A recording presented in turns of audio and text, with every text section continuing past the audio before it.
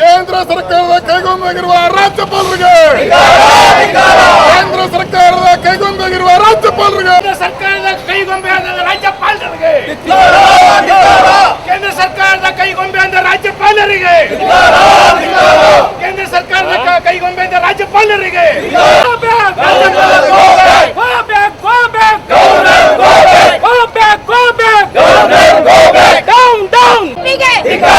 ಬಡವರ ಬಂಧು ಸಿದ್ದರಾಮಯ್ಯಗೆ ಬಡವರ ಬಂಧು ಸಿದ್ದರಾಮಯ್ಯಗೆ ದಲಿತರ ಬಂಧು ಸಿದ್ದರಾಮಯ್ಯನವರಿಗೆ ದಲಿತರ ಬಂಧು ಸಿದ್ದರಾಮಯ್ಯನವರಿಗೆ ನಮ್ಮೆಲ್ಲರ ಹಿತ ಬಂಧು ಸಿದ್ದರಾಮಯ್ಯನವರಿಗೆ ನಮ್ಮೆಲ್ಲರ ಹಿತ ಬಂಧು ಸಿದ್ದರಾಮಯ್ಯನವರಿಗೆ ಜಯವಾಗಲಿ ಜಯವಾಗಲಿ. ಇವತ್ತು ಈ ರಾಜ್ಯದ ಹಿಂದುಳಿದ ವರ್ಗಗಳ ನಾಯಕ ಅಹಿಂದ ನಾಯಕ ಇವತ್ತು ರಾಜ್ಯಪಾಲರು ರಾಷ್ಟ್ರೀಯ ಕೊಟ್ಟಿರೋ ವಿಚಾರವಾಗಿ ಅದರ ವಿರುದ್ಧವಾಗಿ ಎಲ್ಲ ಹಿಂದುಳಿದ ಜಾತಿಗಳು ಶೋಷಿತ ಸಮುದಾಯಗಳು ಅಹಿಂದ ಚಳುವಳಿ ಮುಖಾಂತರ ಈ ರಾಜ್ಯದ ರಾಜ್ಯಪಾಲರಿಗೆ ವಜಾ ಮಾಡಬೇಕು. ರಾಷ್ಟ್ರಪತಿಯವರಿಗೆ ನಾವು ಒತ್ತಾಯ ಮಾಡ್ತಾ ಇದ್ದೀವಿ, ರಾಜ್ಯಪಾಲರನ್ನ ವಜಾ ಮಾಡಬೇಕು. ಈ ಭ್ರಷ್ಟ ರಾಜ್ಯಪಾಲರು ಕರ್ನಾಟಕದಲ್ಲಿರೋದು ಲಾಯಕ್ಕಿಲ್ಲ.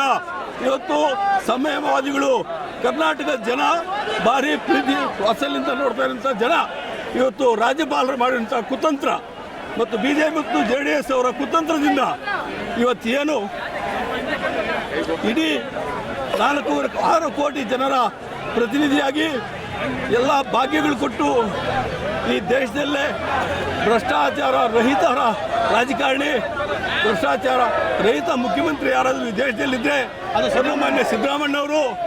ಅವರ ವಿರುದ್ಧವಾಗಿ ಪ್ರಾರ್ಥನೆ ಕೊಟ್ಟಿರೋದು BJP ಮತ್ತು JDS ಅವರ ಕುತಂತ್ರದಿಂದ. ಯಾಕೆ ಇವತ್ತು ಅವರು ಭ್ರಷ್ಟಾಚಾರ ಮುಚ್ಚಿಕೊಳ್ಳೋಕ್ಕೆ 40 ವರ್ಷದಿಂದ ಒಂದು ಕಪ್ಪು ಚಿಕ್ಕಿಯಂಥ ಮುಖ್ಯಮಂತ್ರಿಗಳ ಮೇಲೆ ವಿನಾಕಾರಣ ಗೂಬೆ ಕೂರಿಸಿ ಅವ್ರನ್ನ ತೇಜೋವಜ ಮಾಡ್ತಾ ಇದ್ದಾರೆ. ಈ ರಾಜ್ಯಪಾಲರನ್ನ ತಕ್ಷಣ ವಜಾ ಮಾಡಬೇಕು. ನಾವು ರಾಷ್ಟ್ರಪತಿಗಳಿಗೆ ಕೂಡ ಅಹಿಂದ ಚಳವಳಿಯಿಂದ ದೂರು ಕೊಟ್ಟಿದ್ದೀವಿ 5ನೇ ತಾರೀಕು. ಯಾಕೆಂದರೆ ಇವತ್ತು ಈ ದೇಶದಲ್ಲಿ ಭ್ರಷ್ಟಾಚಾರ ರಹಿತ ಮುಖ್ಯಮಂತ್ರಿ ಯಾರಾದರೂ ಇದ್ದರೆ ಅದು ಏಕೈಕ ಸಿದ್ದರಾಮಯ್ಯ. ಅವರನ್ನು ಯಾವುದೇ ಕಾರಣಕ್ಕೂ ಜೊತೆ ಮಾಡೋಕ್ಕೆ ಬಿಡಲ್ಲ ಈ ಅಹಿಂದ ಜನ.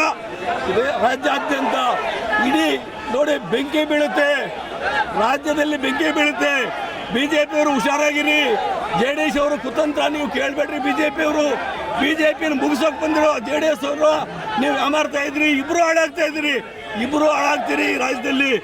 ಒಬ್ಬ ಸಿದ್ದರಾಮಯ್ಯ ಏನಾದರೂ ನೀವು ಮುಟ್ಟಿದ್ರೆ ಇಡೀ ರಾಜ್ಯದಲ್ಲಿ ಬೆಂಕಿ ಉರಿಯುತ್ತೆ. ಯಾಕೆಂದ್ರೆ ಎಚ್ಚರಿಕೆ ಕೊಡ್ತಾ ಇದ್ದೀವಿ. ಇವತ್ತು ಫ್ರೀಡಮ್ ಪಾರ್ಕಿಂದ ಇವತ್ತು ರಾಜಭವನ ಮುತ್ತಿಗೆ ಹೋಗ್ತಾ ಇದ್ದೀವಿ. ಇವತ್ತು ದಯವಿಟ್ಟು ಹೇಳ್ತಾ ಇದ್ದೀವಿ, ಮಾನ್ಯ ರಾಷ್ಟ್ರಪತಿ ಅವರು ರಾಜ್ಯಪಾಲರನ್ನ ವಜಾ ಮಾಡಬೇಕು ಅಂತ ನಾವು ಒತ್ತಾಯ ಮಾಡ್ತಾ ಇದ್ದೀವಿ.